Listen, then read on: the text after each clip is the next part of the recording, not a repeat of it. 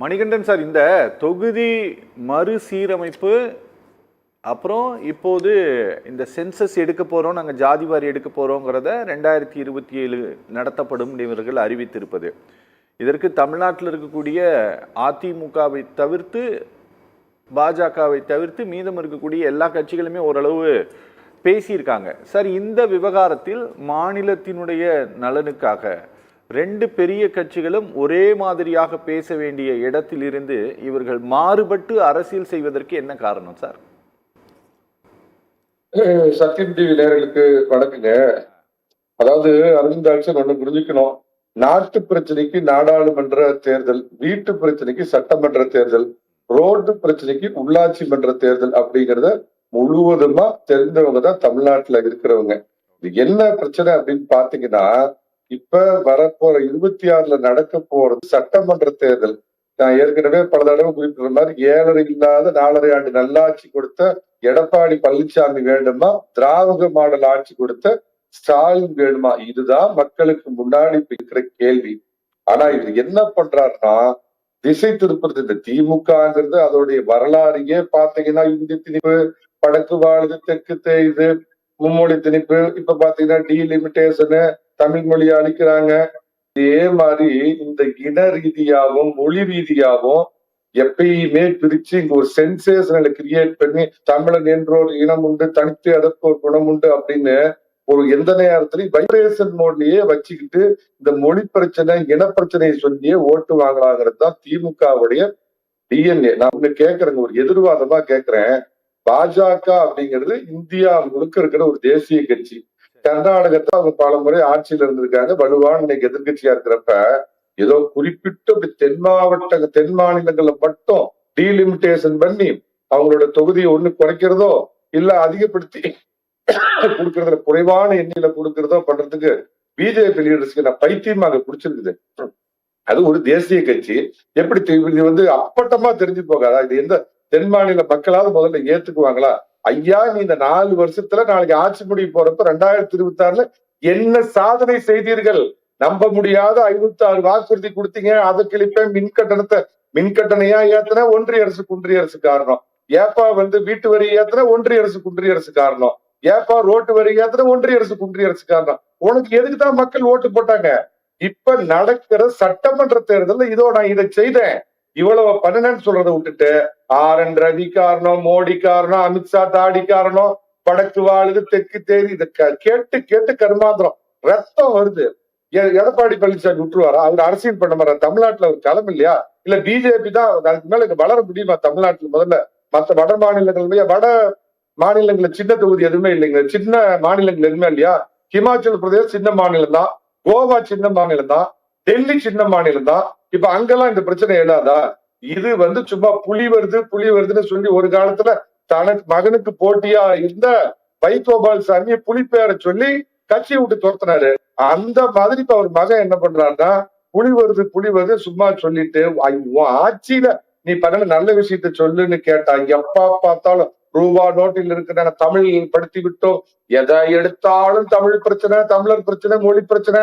ஆனா நடத்துற ஸ்கூல்ல, சிபிஎஸ்இ ஸ்கூல்ல எல்லாம் மும்மொழி வச்சுக்குவானுங்க, ஊரை ஏமாத்துவாங்க. கேட்டா இருமொழி கொள்கை இல்லாதவன், வயிற்றுப்பாட்டுக்கு இல்லாதவன் போய் 2 மொழி படிக்கணும், அவனுக்கு வேற வழி இல்ல. ஆனா திமுக அமைச்சர்களை அரசியல்வாதி நடத்துற அத்தனை மும்மொழி கேட்டா அது சிபிஎஸ்இ. அப்புறம் கேந்திரிய வித்யாலயா மற்ற ஸ்கூல்ல நாங்க உள்ள விட மாட்டோம், ஆனா இங்க சிபிஎஸ்இல மட்டும் ஹிந்தி சொல்லி கொடுப்பான். எல்லாத்துலயும் இரட்டை நாக்கு, இரட்டை வேடம், மக்களை ஏமாத்துறது. நான் முக்கியமான ஒரு பாயிண்ட் சொல்றேங்க. அதாவது திரு ராஜீவ்காந்தி அவர்கள், அமரர் ராஜீவ்காந்தி, இந்த நாட்டை ஒரு அடுத்த நூற்றாண்டை நோக்கி வளர்த்தி கொண்டு போன ராஜீவ்காந்தி அவர்கள் இந்த ஜாதிவாரி கணக்கெடுக்க பத்தி மிக ஒரு வார்த்தை சொன்னார். இது நாட்டை நாசமாக்கக்கூடிய ஒரு இது, இதனால எந்த பயனும் இல்லை அப்படின்னாரு. ஆனா பிரிவினை சக்திக்கு துணை போற இன்னைக்கு அவர் பையன் வெளிநாட்டுல போய் இந்தியாவை பத்தி ஏளனமாவும் அசிங்கமாவும் கேவலமாக பேசுற இந்த ராகுல் காந்தி என்ன சொல்றாருன்னா, ஜாதிவாரி கணக்கெடுப்பை பத்தி அவர் என்ன சொல்றாருன்னா, நீங்கள் எவ்வளவோ அவ்வளவு உங்களுக்கு. நான் எங்க இந்த பாயிண்ட் சொல்றேன், இதுக்கு எனக்கு பின்னாடி பேசுற திமுக காரோ இல்ல மரியாதைக்குரிய மூத்த வழக்கறிஞரோ பதில் சொல்லு. ஜாதிவாரி கணக்கெடுக்கிறப்ப நீங்கள் எவ்வளவோ அவ்வளவு உங்களுக்கு அப்படின்னா என்ன சார் அர்த்தம்? அப்புறம் ராகுல் காந்தி என்ன கேட்கிறார், நீங்க எவ்வளவு பேர் இருக்கிறீங்களோ அவ்வளவு உங்களுக்குன்னு ஜாதிவாரி கணக்கெடுப்புல ரிசர்வேஷனை பத்தி சொன்னா அப்ப தொகுதிக்கு அப்படியான வரும். இப்ப அதுக்கு பொறுத்துப்பா காங்கிரஸ் இரட்டை வேடம்.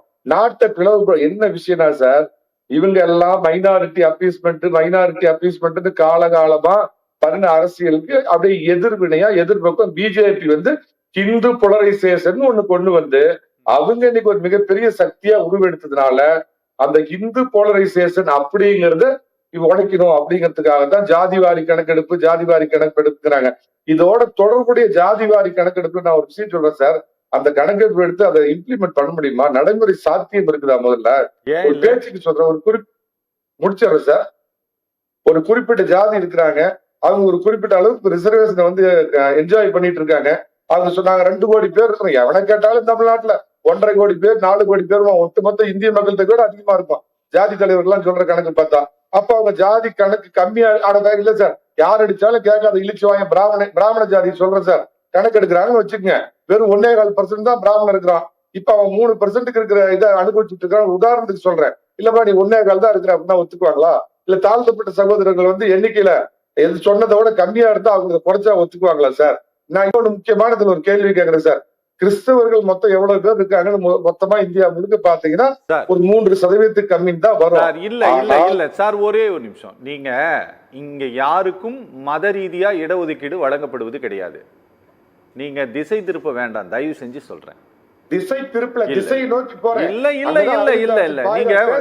நீங்க முதல்ல நீங்க இல்ல ஐயா முழுசா கேட்டுட்டு நீங்க தப்பா பேசிட்டு போகும்போது எப்படி சார் அலோவ் பண்ண? நான் தப்பா ஆரம்பிக்கவே இல்லையே, நான் விஷயத்தையே சொல்லலையே. சரி நீங்க சொல்லுங்க. கிறிஸ்தவர்கள் இந்தியாவில் இருக்கிற சதவீதம்னா ஒரு 3%, 4%. இது யாருக்கு இதுல உங்களுக்கு மாற்றுக்கிறது இருக்கா? ஆனா கிரிப்டோ கிறிஸ்தவர்கள் பாத்தீங்கன்னா சர்டிபிகேட்ல பேரை மாத்திருக்க மாட்டான். இந்து மதத்துல இருக்கிற ரிசர்வேஷன் அனுபவிச்சுக்கிட்டு அவன் பிராக்டிஸ் பண்றது கிறிஸ்டியானிட்டி. ஆனால் சர்டிபிகேட் படி ஏமாத்துவான். இந்த மாதிரி கணக்கு பாத்தீங்கன்னா அது 6-7% தாண்டும். இப்படி எல்லாம் இருக்கிறத நீங்க எப்படி முதல்ல வந்து கணக்கெடுப்புல கொண்டு வருவீங்க? இது கணக்கெடுப்புங்கிறது ஏதோ மோடியை டிராப் பண்றதுக்காக எதிர்கட்சிகள் எல்லாம் சேர்ந்து ஒரு நாடகம் ஆடினாங்க. அவரு அப்படியே அந்த ராக்கெட்ல அஞ்சு இவங்க பக்கமே திருப்பிட்டு அவ்வளவுதானே எடுத்தா போச்சுக்கிறாரு. ஒண்ணு புரிஞ்சுக்க சார், டீலிமிட்டேஷன்ல மக்கள் தொகையை வந்து ஒரு அடிப்படையா வச்சு தொகுதி ஒதுக்கீடு செய்யப்பட மாட்டாதது ஒரு 3 மாதத்துக்கு முன்னாடி இருந்த மரியாதைக்குரிய உள்துறை அமைச்சர் இங்க அதை சொல்லியிருக்கிறாரு. டீலிமிட்டேஷன் வந்து மக்கள் தொகை கணக்கெடுப்பு அடிப்படையில பண்ணா அது பாஜகவுக்கு தற்கொலைக்கு சமானம். அந்த மாதிரி ஒரு வேலை செய்யாது. பூச்சாண்டி காட்டுறாரு, சும்மா இங்க உதாரணம் விடுறாரு. ஐயோ போகுது மாநில உரிமையை பத்தி பேசுறதுக்கு ஏதாவது ரைட்ஸ் உண்டா? மணிகண்டன் சார், இந்த ஜாதிவாரி கணக்கெடுப்பு வந்து நடத்தப்படும் அப்படின்னு சொல்லிட்டு எந்த தேதியில வந்து தயவு செஞ்சு யூனியன் கவர்மெண்ட் அந்த அனௌன்ஸ்மெண்ட்டை கொடுத்ததுங்கிறத நீங்க கவனிங்க.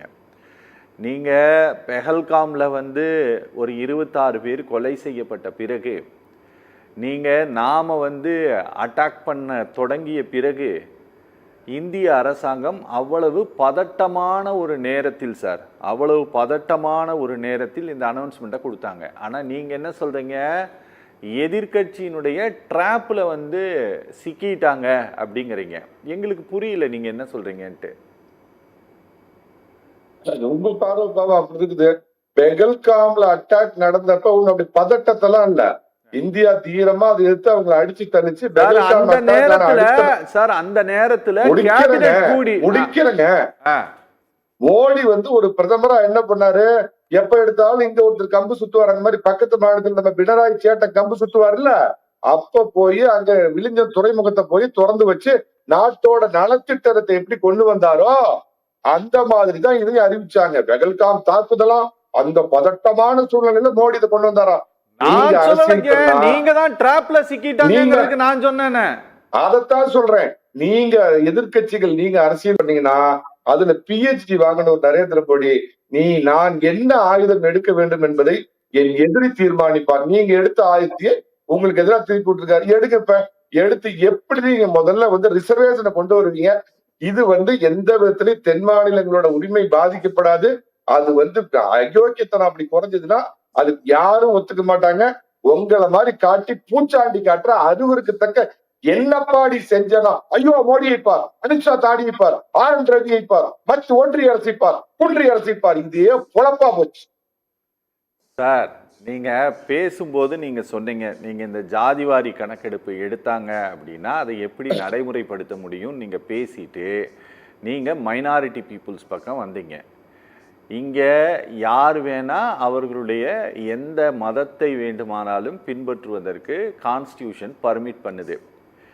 ஆனால் ஒரே ஒரு பட்டியல் சமூகத்தினர் மட்டும்தான் அவர்கள் மதம் மாறினார்கள் அப்படின்னா அவர்களுடைய ஜாதி மாறுது, எங்கள் சர்டிஃபிகேட்டில் மாறுது, சமூக ரீதியாக மாறலை. வேற இப்போ ஒரு பிசி கிறிஸ்டியானிட்டியை பின்பற்றுகிறார் அப்படிங்கிறதுக்காக பிசி ஓசி ஆகவோ எஃப்சி ஆகவோ மாறுவது கிடையாது.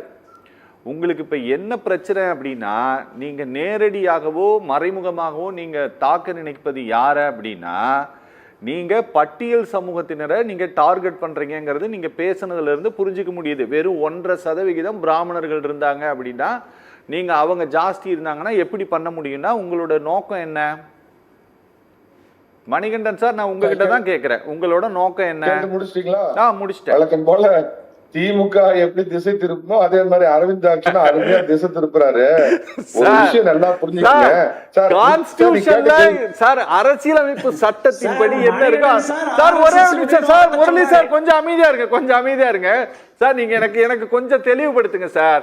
இப்போ ஒரு பிசி ஒரு வேறு ஒரு மதத்தை சொல்லுங்க, நான் தெரிஞ்சுக்கிறேன்.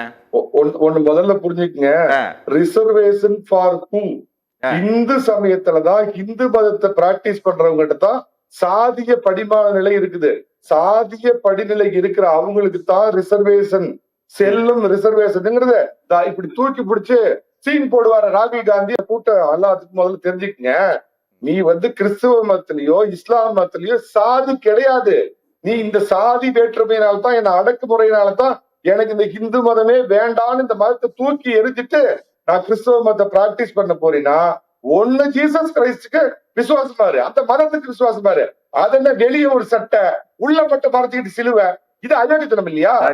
அவங்க தாழ்த்தப்பட்ட சகோதரர்களா இருக்கட்டும், யாரா வேணாலும் இருக்கட்டும், நீ கிறிஸ்தவனா இப்ப சந்தோஷம். இந்த நாட்டுல உனக்கு பிடித்தமான மதத்தை பிராக்டிஸ் செய்ய உனக்கு கான்ஸ்டிடியூஷன் ரைட்ஸ் கொடுத்திருக்கு, அதை யாரும் கேள்வி கேட்கல. ஆனால் உன் சர்டிபிகேட் படி நான் இந்த குறிப்பிட்ட ஜாதியை சேர்ந்தவன்னு அந்த ரிசர்வேஷனை என்ஜாய் பண்றதுக்கு மட்டும் இந்து மதம், ஆனா கும்பிடுறது வேற ஒரு சாமி. இது ஏமாற்று வேலை இல்லையா? தகவல் இல்ல சார். பட்டியல் சமூகத்தினர் வேற, சாதி இந்துக்கள் வேற சார். இந்த மாதிரி ஃபால்ஸ் சர்டிபிகேட் கொடுத்த ஆயிரக்கணக்கான பேர் சார். இது நீங்க இப்ப பேசுனதுல இருந்து ஒண்ணு தெளிவா புரியுது என்ன அப்படின்னா, நீங்க பட்டியல் சமூகத்தில் இருக்கக்கூடியவர்கள் அவர்கள் அதுல இருந்து வெளியில வேறு ஒரு மதத்தை பின்பற்றுகிறார்கள்னா அவர்களுக்கான இடஒதுக்கீடு அப்படிங்கிறது கிடைக்க, அவர்கள் அது எங்களுக்கு திரும்ப கொடுங்கன்னு கேக்குறாங்க. சாதி ரீதியாக எங்களுக்கு கொடுங்க. நீங்க சார் அது அவ்வளவுதான் சொல்லிருக்குது. எத்தனை முறை சொல்லிருக்குது. இருங்க, இதுக்காக கோர்ட்டுக்கு அவங்க பல வழக்குகள் போட்டாங்க. நீதிமன்றம் என்ன சொல்லிருக்கு? ரிசர்வேஷன் ஃபார் ஹிந்துஸ் சொல்லிருக்குதா இல்லையா? அது ஆமா என்று பதில் சொல்லுங்க பாக்கலாம். நீங்க இப்ப சரி, இப்ப இந்த கணக்கெடுப்பு எடுத்தா அதனால அவங்களுக்கு ப்ராப்ளம் வரும் இல்லையா? ப்ராப்ளம் உண்மையான கணக்கு வழக்கு தெரியாது. அவங்க கிறிஸ்டியானிட்டியை பிராக்டிஸ் பண்றவங்களா இருப்பாங்க. பேரை கேட்டா என் பேரு சுப்பிரமணிங்க, நான் பட்டியலினத்தை சேர்ந்தவர் சொல்லுவாரு, ஆனா அவர் கிறிஸ்தவரா இருப்பார். அதனால உண்மை கணக்கு தெரியாதுன்னு சொல்றேன். ஓகே பேசலாம்.